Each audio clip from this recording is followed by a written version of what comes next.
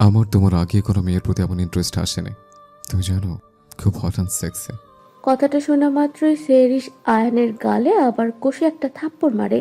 এবারের থাপ্পড়টা সে পুরো গায়ের জোরেই মেরেছে। আয়ান এবার আর নিজেকে সামলাতে পারে না, সেরিসকে তুলে জোরে খাটের ওপর ফেলে দেয়। বিছানাটা নরম হওয়ায় সেরিসের লাগলো না। আয়ান এবার নিজের শার্ট খুলতে খুলতে এগোয় সেরিসের দিকে। মেয়ে, কাজটা ভালো করলি না। ভেবেছিলাম কিছু করবো না, কিন্তু না, তুই আয়ান মির্জাকে খেপিয়ে দিলি। সেরিস এবার ঢোক গেলে সে বলে, দেখেন, আপনি আমার ক্ষতি করবেন না, এটা কিন্তু ঠিক হচ্ছে না। আয়ান বাঁকা হাসে বলে, তোরে কি নষ্ট করবো? তুই তো এমনিই নষ্ট। আয়ান এবার এগিয়ে এসে পুনরায় তার হাতগুলো ওড়না দিয়ে বেঁধে দেয় এবং একটানে শার্ট খুলে ছুঁড়ে মারে মেঝেতে এবং তারপর সেরিসের ঠোঁটের সাথে ঠোঁট মিশিয়ে দেয়। সেরিস অনেক চেষ্টা করছে কিন্তু শক্ত পুরুষালী দেহের সাথে পেরে উঠছে না। সেরিস বারবার কান্না মিশ্রিত স্বরে অনুরোধ করছে, প্লিজ আমায় ছেড়ে দিন, প্লিজ। আয়ান এবার সেরিসকে জামার ফিতার একটানে ছিঁড়ে ফেলে। জামার ফিতাটা ছিঁড়ে যাওয়ার সেরিসের কলার বোন দেখা যাচ্ছে। আয়ান মুহূর্তেই সেরিসের কলার বোন কামড় দেয়, সাথে সাথে সেরিস চোখ খিচে বন্ধ করে নেয়। আয়ান এবার তার শরীরের সমস্ত ভার সেরিসের ওপর ছেড়ে দেয়, কিন্তু সেরিস তাতেও দমে নেই। সে প্রচন্ড চেষ্টা করছে আয়ানকে তার কাছ থেকে সরানোর, কিন্তু কোনো ক্রমেই পারছে না সেরিস। আয়ানের মতো প্রবল শক্তিশালী পুরুষকে দ্বিতীয়বারের ন্যায় সামলাতে হিমশিম খাচ্ছে সেরিস। সময় যত বেড়ে চলেছে ততই আয়ানের উন্মাদনা ক্রমশ বেড়ে চলেছে। সেরিস তার মুখ দিয়ে একটা শব্দ বার করতে পারছে না, কারণ তার ঠোঁট জোড়া দখল করে রেখেছে আয়ান। খানিকক্ষণ পর পর তার ঠোঁটে দন্তধারা আঘাত করছে আয়ান। সেরিসের চোখ দিয়ে শুধু উষ্ণ তরল গড়িয়ে পড়ছে। প্রায় অনেকক্ষণ পর আয়ান সেরিসকে ছেড়ে দেয় এবং সেরিসের হাতের বাঁধন খুলে দেয়। আয়ান সেরিসের বুকে মুখ গুজে শুয়ে থাকে। সেরিসের শরীরে বিন্দুমাত্র শক্তি অবশিষ্ট নেই। মেয়েটা হঠাৎ শারীরিক ও মানসিক উভয় দিক দিয়ে ভেঙে পড়েছে। আয়ানের ভার সে নিতে পারছে না, আবার তাকে সরানোর মতো শক্তি তার নেই। তাই চুপচাপ আয়ানকে বুকে নিয়ে শুয়েছিল আর নীরবে চোখের পানি ফেলছিল। আয়ান সবকিছু বুঝেই না বোঝার ভান করেছিল। কিছুক্ষণ পর আয়ান সেরিসের দিকে তাকায়, তারপর হঠাৎ করে সেরিসের ঠোঁট জোড়া আবার দখল করে কামড়ে ধরে। সেরিস আবার চোখ খিচে বন্ধ করে নেয়। কিছুক্ষণ পর আয়ান সেরিসের ছেঁড়া জামা কাপড় নিয়ে ওয়াশরুমে চলে যায়। সেরিস কোনো রকমে উঠে জামা কাপড় নিয়ে গায়ে জড়িয়ে নেয়। সেরিস নিস্তেজ দেহ নিয়ে বিছানায় পড়ে আছে। সারা রাতে নির্যাতনের যন্ত্রণায় তার চোখের পাতা পর্যন্ত ভারী হয়ে এসেছে। সে শুয়ে শুয়ে ভাবছে তাকে যেভাবেই হোক এখান থেকে পালাতে হবে। এখানে থাকলে এই পিজাস তাকে ছিঁড়ে খুঁড়ে খাবে। সেরিসের ভাবনার মাঝে আয়ান ওয়াশরুম থেকে বের হয়ে আসলো। শাওয়ার নিয়েছে, যার ফলে তার কোমরে শুধুমাত্র তোয়ালে পেঁচানো। উন্মুক্ত শরীরে পানির বিন্দুগুলো চিকচিক করছে, চুল থেকে চুয়ে চুয়ে পানি পড়ছে। আয়ান সেরিসের দিকে একবারও তাকালো না। সেরিস আয়ানকে দেখে তার দুর্বল শরীরটা নিয়ে কোনো মতে শোয়া থেকে উঠে বসেছে। সে ভয়ে এক কোণে জড়সড় হয়ে বসে আছে। আয়ান আয়নার তা দেখে বাঁকা হাসলো। সেরিস এবার কণ্ঠে জোর এনে বলে ওঠে, আমি এখান থেকে পালিয়ে যাব। আমি আপনার কোনো খেলনা নই যে আপনি আমাকে এমন তুলে এনে শারীরিক অত্যাচার করবেন। আর আমি কোনো রাস্তার মেয়ে নই। আয়ান এবার জোরে হাসলো। সে আস্তে আস্তে সেরিসের দিকে এগোতে লাগলো। তার পা দুটো টেনে তাকে বসা থেকে শুইয়ে দিল। তার উপর ওঠে ঠোঁট জোড়া এক করে নেয় সেরিস। অনেক চেষ্টা করে ছাড়াতে, কিন্তু আয়ান তার হাত দুটি চেপে ধরে রেখে দিয়েছে। আয়ান প্রায় 5 মিনিট পর তার ঠোঁট ছেড়ে দেয়। সেরিস জোরে জোরে হাঁপাতে থাকে। তা দেখে আয়ান আবার তার ঠোঁটের সাথে ঠোঁট মিশিয়ে দেয়। এবার আস্তে আস্তে গলার দিকে নেমে আসে। আয়ান আরেকটু গভীরে স্পর্শ করতে যাবে, তখনই সেরিস কান্না মিশ্রিত কণ্ঠে বলে ওঠে, প্লিজ ছেড়ে দিন আমায়। আমি এখানে থাকতে চাই না। আমি অনেক দূরে চলে যাব। প্লিজ ছেড়ে দিন আমায়, প্লিজ। তুই আমার সাথে এখন থাকবে, আমি তার বদলে টাকা দেব, যেটা তুমি চাও। আর তখন আমার থাপ্পড় না মারলে অবস্থা হতো না। যে আয়ান মির্জার সামনে কথা বলতে সবাই ভয় করে, তাকে তুমি থাপ্পড় মারলে। এখন এত সহজে তো আয়ান মির্জার কবল থেকে বাঁচতে পারবে না। আর দ্বিতীয় কথা, এখান থেকে পালানোর চেষ্টা করলে একটু আগে যা করেছে এর থেকেও খারাপ কিছু হয়ে যাবে, বলে দিলাম। তো যা করবে ভেবে চিন্তে।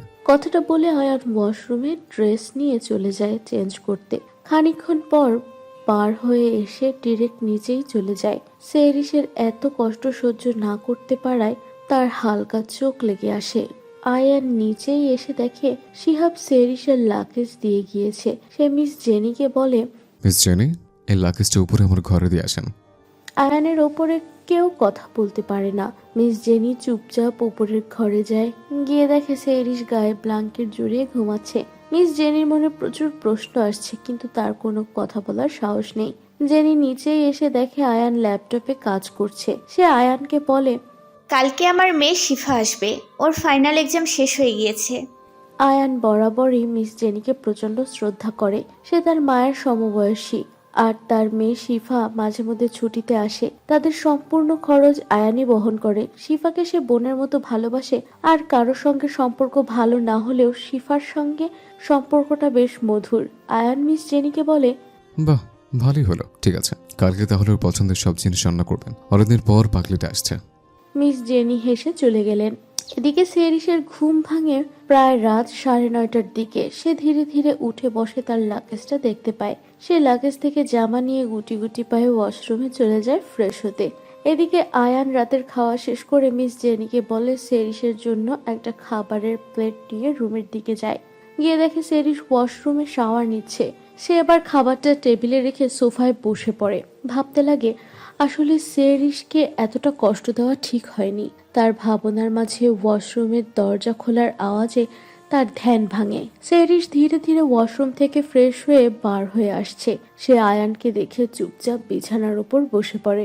আয়ান এবার উঠে ড্রেসিং টেবিলের ড্রয়ার খুলে মেডিসিন হাতে নিয়ে সেরিসের দিকে এগিয়ে যায়। সেরিস ভয়ে মূর্তির মতন চুপচাপ বসে আছে। ভাবছে এই বুঝি আবার তার উপর ঝাঁপিয়ে পড়বে। তার ভাবনা ভুল করে আয়ান তার দিকে মেডিসিন এগিয়ে দিয়ে বলে, এই মেডিসিনগুলো খেয়ে নাও, ব্যথা একটু কমবে। সেরিস মুচকি হাসে।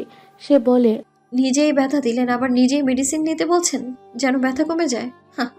হাসালেন আপনি আয়ান মির্জা। আয়ান কিছুটা অপ্রস্তুত হয়ে পড়ে। সেবার খাবারের প্লেটটা সেরিসের দিকে এগিয়ে দিয়ে বলে, খাবারটা খেয়ে ওষুধটা খেয়ে নাও। কথাটা বলেই সে গট গট করে রুম থেকে বার হয়ে গেল। সেরিস প্রথমে মনে করেছিল কিছু মুখে দেবে না, কিন্তু না খেলে সে আরো দুর্বল হয়ে পড়বে। তাকে এখান থেকে যেভাবেই হোক পালাতে হবে। এত অত্যাচার সে সহ্য করতে পারবে না। তাই সে রাতের খাওয়াটা খেয়ে শুয়ে পড়ে। এদিকে আয়ান রাতে অন্য রুমে গিয়ে ঘুমায়। পরের দিন সকালে আয়ান উঠে তার রুমে যায়। গিয়ে দেখে সেরিস তখনও ঘুমাচ্ছে।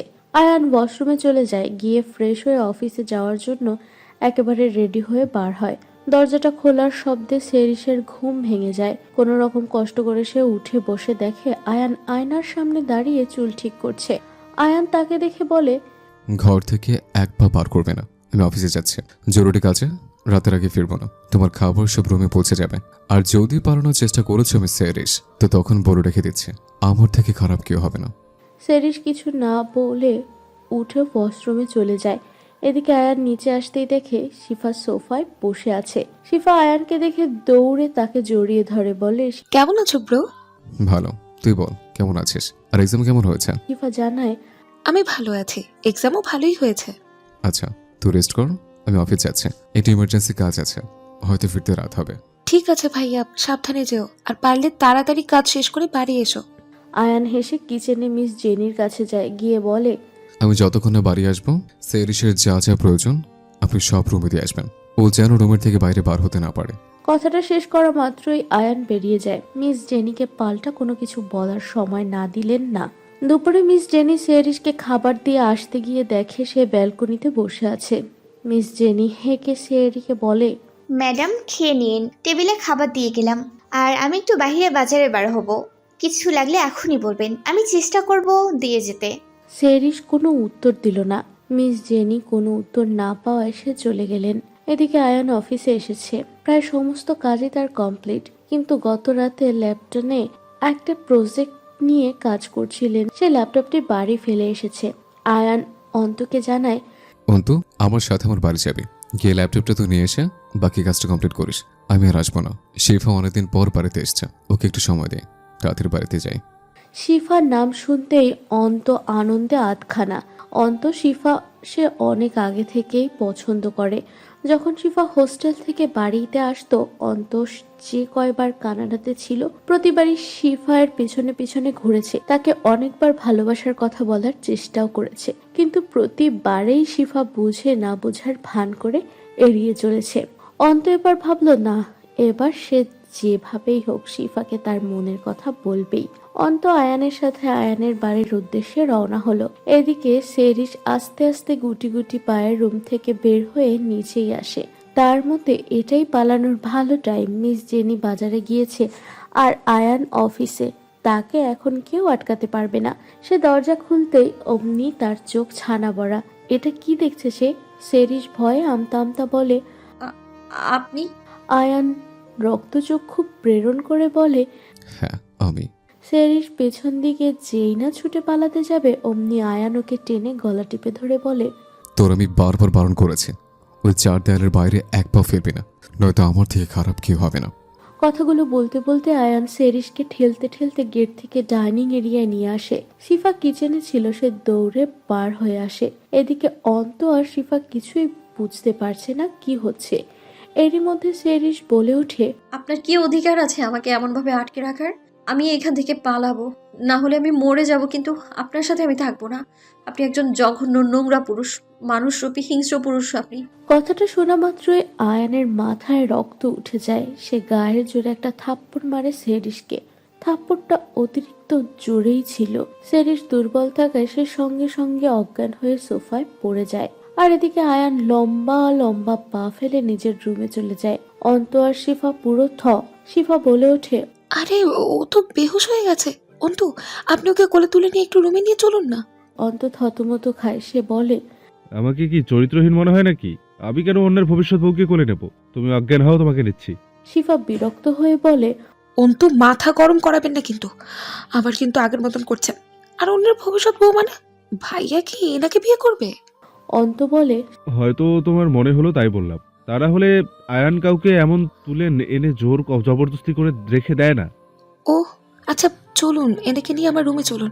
ভাইয়া তো উপরে চলে গেছে। এনাকে দেখে মনে হচ্ছে না যে এনার শরীরটা ভালো আছে। বাবা, আমি নিয়ে যেতে পারবো না। আয়ানের হাতে গুলি খাওয়ার শখ আমার নেই। হ্যাঁ, তবে আপনার হাতে খেতে পারি। গুলি না, অন্য কিছু। শিফা বিরক্ত হয়ে বলে, ফাজলামি বন্ধ করবেন অন্তু। করবো না। অন্ত আর শিফার কথা বলার মধ্যেই তাদের চোখ যায় আয়ানের দিকে। সে সিঁড়ি বেয়ে নিচে নেমে এসে সেরিসকে কোলে তুলে নিয়ে উপরে যেতে নেয়। তারপর কি মনে করে পেছনে ফিরে গম্ভীর গলায় বলে, অন্তু, শেফকে ফোন করে এখানে আসতে বল। ঠিক আছে। এদিকে আয়ান সেরিসকে উপরে ঘরে নিয়ে গিয়ে শুইয়ে দেয়। শরীরটা প্রচন্ড দুর্বল থাকার কারণে সেরিস এখনো অজ্ঞান হয়ে আছে। আয়ান সোফায় বসে তার ফোনটা বার করে অন করার চেষ্টা করছে। তার ফোনটা হঠাৎ খারাপ হয়েছে, কিন্তু প্রচন্ড প্রেসারে থাকায় তার ফোনের কথা খেয়াল ছিল না। সে এবার সেরিসের দিকে তাকায়। ফোনটা রেখে ছোট ছোট পা ফেলে তার কাছে গিয়ে বসে পাশে থাকা পানির গ্লাসটা তুলে পানি নিয়ে মুখে হালকা ছিটিয়ে দেয় আর বলতে থাকে, সেরিস, সেরিস, ওঠো। সেরিস পিটপিট করতে করতে চোখ খোলে। চোখ খুলতেই মুখের সামনে আয়ানের মুখটা দেখেই চিল্লিয়ে ওঠে। আয়ান সঙ্গে সঙ্গে তার মুখটা চেপে ধরে বলে, রিল্যাক্স, আমি কিছু করছি না। কিছুক্ষণ চুপ থেকে একটু গম্ভীর কণ্ঠে আবার সে বলে, আমি বারবার বলেছিলাম পালানোর চেষ্টা করবে না, নাহলে খুব খারাপ হয়ে যাবে। আর তুমি আমার কথা অমান্য করলে। দেখতে পেলে তার পরিণতি। এই আয়ন মির্জাকে দেখে যত ভালো মনে হয় ঠিক ততটাই খারাপ এই আয়ন মির্জা। আর কথায় কথায় অধিকারের কথা বলো, তাই না? তোমার দেখাবো অধিকার কাকে বলো। এবার অধিকার নিয়েই তোমার গায়ে হাত দেবো। সেরিস আতঙ্কে চুপচাপ বিছানার ওপর জড়সড় হয়ে বসে থাকে।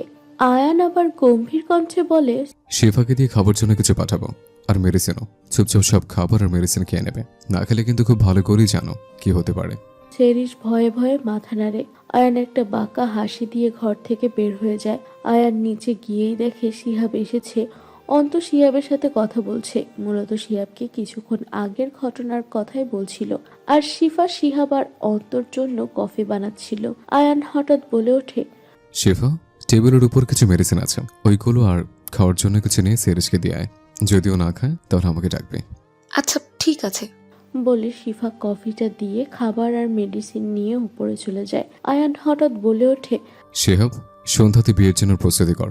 আয়ানের কথা শেষ হতে না দিয়েই তার মাঝখানেই শিহাব বলে ওঠে। কি বললেন? বিয়ে? শিহাব উঠে দাঁড়ায়, আবার বলতে শুরু করে, ফাইনালি আমার বিয়ে হতে চলছে, কিন্তু আমি তো এখন বিয়ে করব না হঠাৎ করে। আয়ান এবার রেগে যায়। রাগী কণ্ঠে শিহাবের বলার মাঝে বলে ওঠে, এই কথা পুরো কথা না শুনে কথার মাঝখানে কথা বলা বন্ধ করবি? আমি কখন বললাম তোর বিয়ে? আমি আমার বিয়ের কথা বলছি। তোর দায়িত্ব সন্ধ্যা 6টায় কাজে নিয়ে আসা, আর বাকি দায়িত্ব অন্তু সামলে নেবে। শিহাব বিয়ের কথাটা শুনে যতটা খুশি হয়েছিল ঠিক ততটা মনমরা হয়ে পড়ল। পরপরই অবাক হয়ে বলল, আপনি আর বিয়ে কখন কাকে আর কিভাবে? আয়ান বিরক্ত হয়ে শিহাবের কথায় সে বিরক্ত স্বরে বলে, চুপ করবি, তোকে যে কাজটা দিয়েছে সেটা কর, আর সময় হলে সব ঠিক দেখতে পারবি। এদিকে অন্ত নীরব দর্শকের মতন সবকিছু দেখে চলেছে। তার আয়ানের উপর আর কথা বলার সাহস নেই। এদিকে সেরিস সবকিছু খেয়ে নিলে শিফা নিচে চলে আসে। ততক্ষণে মিস জেনিও বাড়ি ফিরে এসেছে। তারা দুজনেই বিয়ের ব্যাপারটা শুনলো। কারোর আর আয়ানের উপর কথা বলার সাহস নেই। আয়ান আর অন্ত বেরিয়ে পড়েছে শপিং এর উদ্দেশ্যে। তাদের হাতে বেশি সময় নেই, তাই সব ঝটপট করছে। এদিকে সেরিস একা একা ঘরে বসে নানান ভাবনা ভাবছে। কি মনে করে সে উঠে তার লাগেজটা নিয়ে আলমারির ভেতরে রাখতে যায়। হঠাৎ করে তার চোখ পড়ে আলমারির ভেতরে থাকা একটা বাক্সর দিকে। সে কি মনে করে সেই বাক্সটা নিয়ে সোফায় গিয়ে বসে পড়ে। মনে হয় বাক্সটা খুব যত্ন সহকারে গুছিয়ে রাখা। বাক্সটা খুলতেই তার ভেতরের কিছু ছবি দেখতে পায়। ছবিগুলোর ওপরে চোখ পড়তেই সেরিস অবাকের চরম পর্যায়ে পৌঁছে যায়। তার চোখ গিয়ে অনবরত পানি ঝরতে লাগলো। সে একটা একটা করে ছবি বার করতে লাগলো আর ছবিগুলোর ওপর হাত বুলাতে লাগলো। সবকটি ছবি আয়ানের ছোটবেলার। ছবিগুলো দেখতে দেখতে হঠাৎ সে একটা ছবি দেখতে পায়। সেই ছবিটা হচ্ছে আয়ানের জন্মদিনের। সেখানে ছোট্ট সেরিস, আয়ান আর সেজুতি, আরিয়ান আর সেরিসের মা মিনু আছে। সেরিস ভেবে পাচ্ছে না তার সাথে কি হচ্ছে। না না, এটা এটা হতে পারে না। না, এটা এটা আয়ান না। সেরিস এক গা খক খক করে অনবরত কাঁপছে। সে বাক্সটা বন্ধ করে আবার আগের জায়গায় রেখে দেয়, দিয়ে বিছানার ওপর বসে পড়ে। নীরবে অশ্রু বিসর্জন দিচ্ছে। সে ভাবছে সে যদি এখন আয়ানকে বলে দেয় সে আয়ানের সেরিস, তাহলে আয়ান কি তাকে মেনে নেবে। না না, আয়ান আমাকে মানবে না। সে তো আমার চরিত্রহীন ভাবে। ঠিক তখনই ঘরে ঢোকে আয়ান, তার হাতে শপিং ব্যাগ। সে সেরিসের দিকে ব্যাগটা এগিয়ে দিয়ে বলে, 30 মিনিটের মধ্যে রেডি হয়ে নাও। সেরিস আয়ানকে দেখে জোরে জোরে কান্না করে। আয়ান বিরক্তি নিয়ে জোরালো কণ্ঠে বলে, স্টপ দিস। সেরিস চমকিয়ে ওঠে।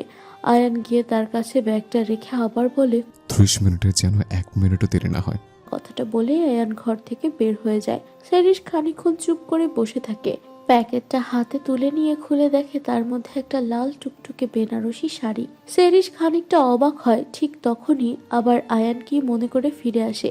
এসে আলমারি খুলে তার মায়ের সেই বিয়ের শাড়িটা, যেটা সে কয়েকদিন আগে নিয়ে এসেছিল, সেটার ওপর একবার হাত বুলিয়ে সেরিসকে এগিয়ে দিয়ে নরম কণ্ঠে বলে, এটা আমার মায়ের শাড়ি। এটা ছাড়া আমার মায়ের আর কোনো অস্তিত্ব আমার কাছে নেই। আমি আমার পার্সোনাল লাইফের বাকি কথা তোমাকে জানাতে ইচ্ছুক নই, তাই আশা করছি এই শাড়িটার অপব্যবহার করবে না। যে শাড়িটা দিয়েছিলাম কিছুক্ষণ আগে, ওইটার বদলে এই শাড়িটা পরে রেডি হও। আর আমি শিফাকে পাঠিয়ে দিচ্ছি তুমি হেল্প করার জন্য। সেরিস বলে ওঠে, এই শাড়ি পরে আমি কেন রেডি হব? আয়ান উত্তরে বলে, আয়ান মির্জা কাউকে কৈফিয়ত দেয় না, তাই যেটা বলা হয়েছে যতটুক বলা হয়েছে ততটুকুই করো, নাহলে তুমি খুব ভালো করেই জানো এর পরিণাম কি হবে। কথাটা বলে আয়ান রুম থেকে বার হয়ে যায়। সেরিস অবাক হয়ে আয়ানের যাওয়ার পানে তাকিয়ে থাকে। আর ভাবতেই অবাক লাগছে যে এটা সেই আয়ান। এত ভদ্র সভ্য একটা ছেলে কিভাবে এমন হয়ে যেতে পারে। সেরিস অনেকবার চেষ্টা করেছিল আয়ানের সাথে দেখা করার, কিন্তু কোনোভাবেই তার ঠিকানা সে পায়নি। আর তার কাছে আয়ানের দেওয়া একটা ছোট্ট ব্রেসলেট ছাড়া কিছুই নেই। আর এখন এত বছর পর যদি তারা দুজন সামনাসামনি আসে তাহলে হয়তো চিনতেই পারবে না। শেষের দিকে সেরিস আশা ছেড়ে দিয়েছিল যে সে হয়তো আর কোনোদিন আয়ানকে দেখতে পাবে না। সেরিসের ভাবনার মাঝে শিফার রুমে আসে, এসে সেরিসকে হেল্প করে। এর মধ্যে সেরিস মুখ দিয়ে একটাও বাক্য উচ্চারণ করেনি, চুপচাপ নিজের ভাবনায় ডুবেছিল।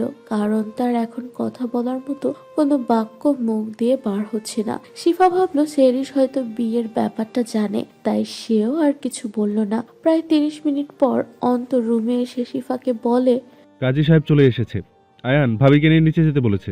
কথাটা শোনা মাত্রই সেরিস অবাক হয়ে যায়। সে এবার আয়নার দিকে তাকিয়ে দেখে তাকে পুরো বিয়ের পোশাকে সাজানো হয়েছে। সেরিস কিছু বলতে যাবে, কিন্তু তার মুখ দিয়ে যেন কোনো কথা বার হচ্ছে না। সে ভাবলো তাহলে কি আয়ান তার পরিচয়টা জানে, কিন্তু কিভাবে? সেরিসের পরনে আয়ানের মায়ের মেরুন কালারের শাড়ি, চোখে তার হালকা কাজল, কপালে একটা ছোট্ট লাল টিপ। আর ঠোঁটে সামান্য লিপস্টিক, এতেই তাকে অপরূপ সুন্দরী লাগছে।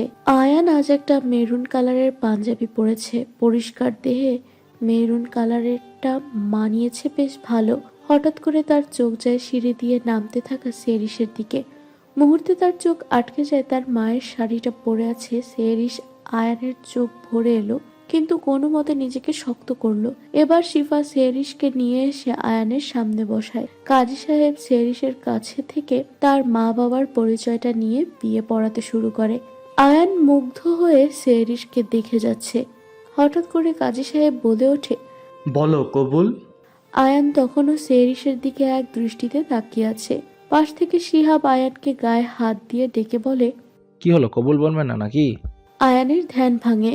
মুহূর্তেই সে বলল, কবুল কবুল কবুল। কাজী সাহেব এবার সেরিসকে বলে, মা কবুল বলো। সেরিস মাথা নিচু করে চুপচাপ বসে নীরবে চোখ দিয়ে পানি ফেলছিল। তার বিশ্বাস হচ্ছে না যে আয়ানের সাথে তার বিয়ে হচ্ছে। সে শুধু ভাবছে আয়ান কি তাহলে সবটা জেনে গেল। একদিক দিয়ে সে অনেক খুশি। কাজী সাহেব আবার বলে উঠল, মা কি হলো, কবুল বলো। আয়ান তার কোনো কথা বলছে না। সে চুপচাপ তাকিয়ে আছে সেরিসের দিকে। কাজী সাহেবের কথায় সেরিসের ধ্যান ভাঙে। সে চোখ বন্ধ করে বলে, কবুল, শুয়ে পড়ো। সবাই একসাথে আলহামদুলিল্লাহ বলে উঠল। রাতে সবাই হালকা ফুলকো কিছু খেয়ে যে যার রুমে চলে গেল। অন্ত আর শিহাব আজকে আয়ানদের বাড়িতেই রয়ে গেল। সেরিস বিছানার ওপর বসে আছে। না, তাদের বাসর রাতে কোনো ফুল দিয়ে সাজানো হয়নি। হঠাৎ করে আয়ান ঘরে প্রবেশ করে দরজা লাগিয়ে দেয়। সে সেরিসকে রাগে কণ্ঠে বলে, এক্ষুনি শাড়ি ছেড়ে অন্য কিছু পর, 10 মিনিট টাইম দিচ্ছে, দেরি যেন না হয়। আয়ানের ধমক শুনে সেরিস কেঁপে ওঠে। সে আর কিছু না বলে ওয়াশরুমে গিয়ে চেঞ্জ করে একটা জামা পরে নেয়। সে ভেবে পাচ্ছে না হঠাৎ আয়ানের কি হলো। ওয়াশরুম থেকে বার হয়ে এসে শাড়িটা ড্রেসিং টেবিলের ওপর রেখে সে বিছানায় বসলো। আয়ান লম্বা লম্বা পা ফেলে তার দিকে আসে। সে ভয়ে পেছনে সরে যেতে নেয়। আয়ানও তার সাথে সাথে পেছনে সরে যায়। একসময় সেরিসের পিঠ গিয়ে ঠেকে দেয়ালে। আয়ান এবার তার মুখটা সেরিসের কানের কাছে নিয়ে গিয়ে রাগী কণ্ঠে বলে, কথায় কথায় বলতে কি অধিকার আছে আমার তোমার কাছে যাওয়ার? নাও, এবার তুমি হাজার চাইলেও না করতে পারবে না। সম্পূর্ণ অধিকার নিয়ে তোমার কাছে আসবো। বলেই সে সেরিসের মুখের সামনে মুখটা এনে ঠোঁটের সাথে ঠোঁট মিশিয়ে দেয়। সেরিস সরিয়ে দিতে চাইলেও আয়ানের কাছে পেরে উঠল না। আয়ান কিছুক্ষণ পর ছেড়ে দেয়। সেরিস আর কোনো কিছু বলল না, মাথা হেট করে বসে থাকলো। আয়ান সেরিসকে বলল, শুয়ে পড়ো। সেরিস খানিকটা অবাক হয়। সে চুপচাপ বিছানায় শুয়ে পড়ে। আর এদিকে আয়ান সোফায় বসে বসে অনেক রাত পর্যন্ত ল্যাপটপে কাজ করতে থাকে। মূলত গুলজার মাহমুদের ব্যাপারে কিছু তথ্য পেয়েছে। সে সেটা নিয়ে ঘাটাঘাটি করতে থাকে। এরপরে সে সোফায় শুয়ে পড়ে। পরের দিন সকালে আয়ান ঘুম থেকে উঠে দেখে সেরিস ঘরে নেই। সে রীতিমতো অবাক হয়। সে এবার ওয়াশরুমের দিকে যায়। না, এখানেও সেরিস নেই।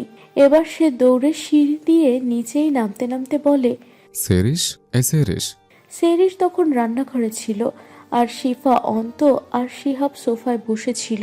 আয়ানের প্রশ্নের উত্তরে শিফা বলে, ভাবি রান্নাঘরে আছে। আয়ানের এবার রাগ হয়। সে রান্নাঘরে গিয়ে সেরিসকে হাত ধরে টেনে নিয়ে যেতে থাকে। আরে কি করছেন, এটা কি? হাত ছাড়েন। কে শুনে কার কথা? আয়ান সেরিসের হাতটা শক্ত করে ধরে টেনে নিয়ে যাচ্ছে। সেরিস প্রচন্ড চেষ্টা করছে ছাড়ানোর, কিন্তু কোনো মতেই সে পারছে না। আয়ন, আমার লাগছে, প্লিজ হাতটা ছাড়ুন। কি করছেন কি? আয়ান এবার সেরিসের হাতটা ছেড়ে সঙ্গে সঙ্গে তাকে কোলে তুলে নিয়ে সিঁড়ি দিয়ে উঠে রুমের দিকে চলে যায়। শিফা, শিহাব আর অন্ত পুরো অবাক কি হলো। হঠাৎ করে তাদের বুঝতে একটু সময় লাগলো। শিফা এক দৃষ্টিতে আয়ান আর সেরিসের যাওয়ার পানে তাকিয়ে থাকে। তা দেখে অন্ত বলে, কি ম্যাডাম, তুমিও কি কোলে উঠবে নাকি? এমন ভাবে তাকিয়ে আছো কেন? তোমার জন্য তো আমি আছি। শিফা এবার বিরক্ত হয়ে সে বলে, চুপ করেন তো অন্তু, নির্লজ্জ কোথাকার। আমি কি বলেছি আমি কোলে উঠবো? আর আমার আপনার কোলে ওঠার অত শখও নেই। অন্ত একটা ডোন্ট কেয়ার ভাব নিয়ে বলে, সময় হোক, দেখা যাবে কার কোলে কে ওঠে। শিফা এবার চোখ রাঙিয়ে বলে, অন্তু, বাড়াবাড়ি করছেন কিন্তু। সময় হলে সব দেখা যাবে। অন্ত এবার রেগে সেখান থেকে চলে যায়। এদিকে আয়ান সেরিসকে রুমে নিয়ে এসে তাকে বিছানায় ফেলে দেয়, দিয়ে বলতে থাকে, আমি একবার বলেছি না ঘর থেকে বের হবে না, তাহলে কেন গিয়েছিলে? সেরিস এবার প্রত্যুত্তরে বলে, আমি ঘরের মধ্যে বন্দি থাকতে পারবো না। আমি আপনার বিয়ে করা বউ আয়ান, কোনো পুতুল নই যে আপনি আমাকে ঘরের মধ্যে বন্দি করে রেখে দেবেন আর আপনি যেটা বলবেন আমাকে সেটাই শুনতে হবে। আয়ান রেগে যায়, সে বলে, তুমি আমার বিয়ে করে বউ বলেই আমার সব কথা তোমাকে শুনতে হবে। It's my order. দেখেন আয়ান, আমি চাইলেও এখান থেকে আর পালিয়ে যেতে পারবো না। প্লিজ আপনি আমাকে রুমের বাইরে বের হতে দিন। আমি সারাটা দিন একা একা রুমের মধ্যে কাটাতে পারবো না। আয়ান কিছু একটা ভাবলো, ভেবে বলল, ঠিক আছে, কিন্তু কোনো অকাজ করলে তার কি পরিণতি হবে তুমি খুব ভালো করেই জানো। সেরিস আর কিছু বলল না। এদিকে আয়ান ওয়াশরুমে চলে যায় ফ্রেশ হতে। সেরিস আবার নিচের রান্নাঘরে চলে যায়। কিছুক্ষণ পর আয়ান ওয়াশরুম থেকে বার হয়ে ড্রেসিং টেবিলের সামনে চুল সেট করতে থাকে। হঠাৎ করে তার চোখ যায় ড্রেসিং টেবিলের সাইডে থাকা একটা ছোট্ট ক্লিপের ডিজাইনটা ঠিক ওই ব্রেসলেটের মতন, যে ব্রেসলেটটা আয়ান সেরিসকে দিয়েছিল। সে কিছুক্ষণ ওইটা তুলে হাত দিয়ে নাড়াচাড়া করে দেখতে লাগলো। এরপর কি মনে করে আবার সেটা আগের জায়গায় রেখে দেয়। সে এবার রেডি হয়ে তার ফোন আর ল্যাপটপটা নিয়ে নিচে আসে। এসে শিহাবকে বলে, আমার ফোনটা খারাপ হয়ে গেছে, কোনো মতে অন হচ্ছে না। তুই এই ফোনটা যত তাড়াতাড়ি সম্ভব ঠিক করে আন। শিহাব মাথা নেড়ে বলে। ঠিক আছে। মিস জেনি আর সেরিস মিলে টেবিলের ওপর ব্রেকফাস্ট সাজিয়ে তাদেরকে ডাকে। আপনারা সবাই ব্রেকফাস্ট করে নিন, টেবিলে চলে আসুন। সবাই বসে পড়ে টেবিলে। সেরিস আর মিস জেনি সবাইকে খাবার সার্ভ করে দিচ্ছে। হঠাৎ আয়ান বলে ওঠে, তুমিও বসে পড়ো। সেরিস বলে, না, আপনারা সবাই খেয়ে নিন, আমি আর মিস জেনি পরে খেয়ে নিব। আয়ান এবার চোখ রাঙিয়ে সেরিসকে বলে। বসতে বলেছি, বসে চুপচাপ খেয়ে নাও। সেরিস আর কোনো কথা না বলে বসে পড়ে। সে মিস জেনিকে বলে ওঠে, আপনিও বসে পড়েন, খেয়ে নিন। না, আপনারা সবাই খান, আমি পরে খেয়ে নেব। সেরিস শুনল না, তাই বাধ্য হয়ে মিস জেনি খেতে বসলো। সবাই মহা আনন্দে ব্রেকফাস্ট করছে। মিস জেনি ভাবছে আজকে অনেকদিন পর বাড়িটা একটু জাঁকজমকপূর্ণ হয়েছে। আয়ানরা সবাই অফিসে চলে যায়। অফিসে গিয়ে যে যার মতো কাজে ব্যস্ত। আয়ান হঠাৎ শিহাবকে ডাকে বলে, যা, তোকে কয়দিনের জন্য ছুটি দিলাম, বেটা ধুমধাম করে করে নে। শিহাব কি বলবে কোনো ভাষা খুঁজে পাচ্ছে না। আয়ান বলে ওঠে, কিছু বলতে হবে না, যা।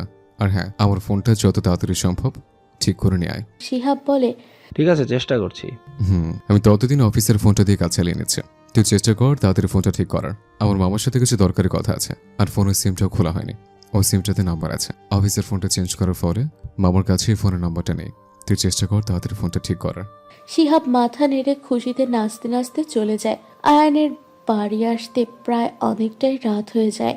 ডোরবেল বাজতেই সেরিস দরজা খুলে দেয়। সে খানিকটা অবাক হয়, কারণ প্রতিদিন মিস জেনি দরজা খোলে। আয়ান ভেতরে ঢুকতেই সেরিস বলে ওঠে, আপনি গিয়ে তাড়াতাড়ি ফ্রেশ হয়ে নিন, খুব খিদে পেয়েছে। এত রাত করে কেউ বাড়ি আসে? দেখেন তো কয়টা বাজে, প্রায় 12টা বাজতে যায়। আয়ান খানিকটা অবাক হয়, শান্ত কণ্ঠে বলে। তুমি খাওনি? সেরিস মাথা নিচু করে বলে, না, আসলে আপনার জন্য ওয়েট করছিলাম। আয়ান আর কিছু বলে না। সে সোজা উপরে গিয়ে তাড়াতাড়ি ফ্রেশ হয়ে এসে খেতে বসে।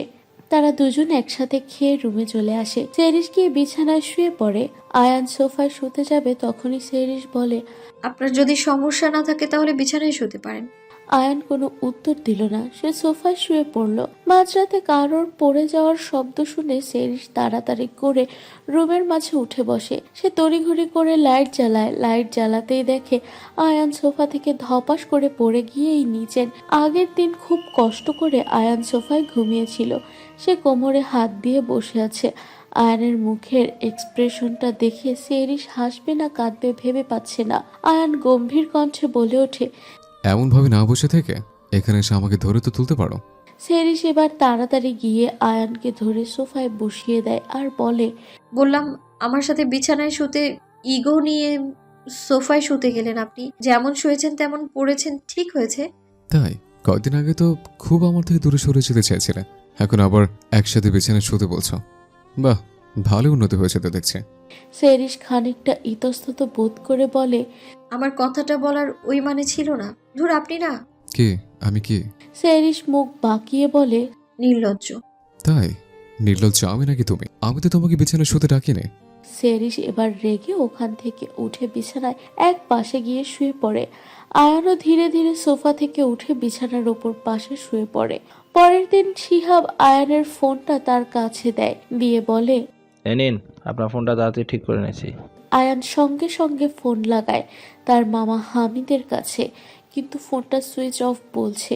আয়ান 2-3 বার ট্রাই করলো, কিন্তু বরাবরই একই কথা। এইভাবে কেটে যায় 2-4 দিন। আজকে শিহাবের বিয়ের অনুষ্ঠানটা একটা রিসোর্টে হচ্ছে। খুব বেশি একটা বড় না করে মোটামুটি নিজেদের মধ্যে লোকজন নিয়েই বিয়েটা হচ্ছে।